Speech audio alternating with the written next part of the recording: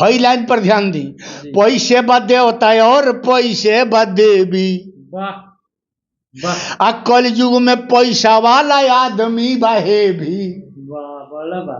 लोग कहे बड़ा समझदार बा, हाँ पैसा बा। विचार सब भूल गईल। पैसे में सारा संसार बा। पैसे खातिर हमनियो के इतना दूर से आइल बानी सन बाबा के लगे। आ केहू दिल्ली पंजाब हरियाणा लुधियाना तो जाते बा, विदेशों ले चल जाता पैसा कमाए खातिर। तो पैसा पर बाबा तनी कुछ एगो सामाजिक गीत हो जाए। बड़ी निमन बात बाबू हमारे से पूछला तू। सामयिक जी एकरा कहल जाला सामयिक। जी जी हम तारा के विशेष साधुवाद देव, धन्यवाद देव। जी ये नौका में तू बड़ी निमन पत्रकार बड़ो। जी काहे कि असली पॉइंट पर तू बटन दबौले बड़ो। जी। तो पैसा खातिर करम कुकरम सब हो जाता है। ई हम अपना गीत में बता देता नहीं। जी मन करी तो नौकू लोग जरूर एकरा के कवर करी। जी गारंटी बा। जी पैसे में सारा संसार बा, विचार सब भूल गईल। वाह वाह पैसे में सारा संसार बा, विचार सब भूल गईल बा। पैसे में माई बाप, पैसे में भाई। बिल्कुल सही। अब बीबी ना पूछी है बिना पैसा भौ जाई। एकदम हकीकत बात भाई। पैसे में पैसे के सारा ठेकेदार बा, विचार सब भूल गईल बा।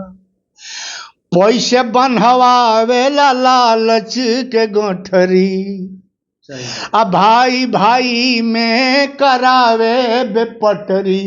वाह पैसे हकी पटी पटीदार बा, विचार सब भूल गईल बा। पैसे पहिनावेला गरवा में सिकड़ी, आ सुंदर सूरतिया में भरल बाटे तिकड़ी। पैसे खातिर सबका तकरार बा, विचार सब भूल गईल बा।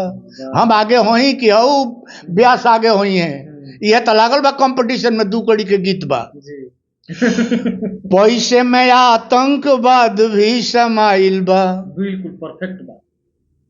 एजा जितना लिखाला तो परफेक्टे लिखाला। जी जी पैसे में आतंकवाद भी समाइल बा, आ चोरी डकैती खून आजू बढ़ी आइल बा। वाह पैसे में सारा लोग बीमार बा, हाँ हाँ विचार सब भूल गईल बा। पैसे में थाना जिला एसपी कलेक्टर। टीवी देखता नहीं रहुआ, हमारा तनको डर संकोच नहीं थे। जी एकरा के गाँव में कौनो हमरा पर कागज आ जाओ निफिक्र बने। पैसे में थाना जिला एसपी कलेक्टर, यह न चाहे सगरो पार्टी मिनिस्टर। वाह वाह पैसे में सगरो सरकार बा, हाँ विचार सब भूल गईल एकदम सही बा। बात। इतने ना बाबू, अरे साधु संत पैसे में प्रवचन करता, हाँ हाँ हाँ मुखिया एमपी एमएलए अभी करता। सही बात। पैसे में हजारन प्रकार बा, हाँ विचार सब भूल गईल बा। पैसे में मंदिर या मस्जिद के झगड़ा, बिल्कुल बिल्कुल यह लगावे हर जातिन में रगड़ा। वाह वाह पैसे कुर्सी के हकदार बा, बड़ा विचार सब भूल। पैसे से घर में बस सीडी और टीवी, ना रही पैसा फूलई है मुंह बीबी। सही बात। घर में बाहर एकरे प्रचार बा, विचार सब भूल गईल बा। हई लाइन पर ध्यान दी। जी। पैसे बा देवता और पैसे बा देवी। वाह वाह आ कल युग में पैसा वाला आदमी बाहे भी। वाह बड़ा बात। लोग कहे बड़ा समझदार बा, हाँ पैसा बा विचार सब भूल गइल बा।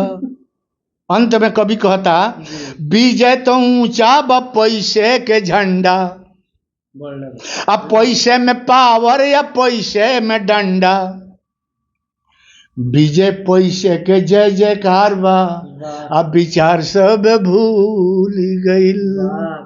वाह बाबा, कोटि कोटि धन्यवाद बाबा के। और रउआ सबके कैसन लागल है गीत जरूर कमेंट के माध्यम से बताएं, ताकि बबो के भी जानी कि हाँ हमारा अपन जरूर हमरा के कमेंट भेजी, हमरा के कमेंट भेजी जे हम गलत माने बानी जी बिल्कुल। तो थोड़ा सा बाबा के सपोर्ट कर लेने। बाबा के एगो और खुशखबरी बा रउआ सबके बता दी कि बाबा अपन चैनल बना लेले बानी फेसबुक पर, भोजपुरिया पासबुक, भोजपुरिया पासबुक विजय बाबा के चैनल के नाम बा। जितना लोग यहाँ के जानता वहाँ सब से भी रिक्वेस्ट बा कि एकरा के सर्च करी या बाबा के फॉलो करी आ दिन रात देखे सुने के अब मिली। बाबा के जौन बाकी अब रवा फेसबुक पर और यूट्यूब पर दोनों जगह सर्च करके देख सकतानी, सुन सकतानी। आ नवका जनरेशन के जे लइका बा वो लोग जे विचार के बा उ देख सकता, सुन सकता आ जान सकता विजय बाबा के बारे में।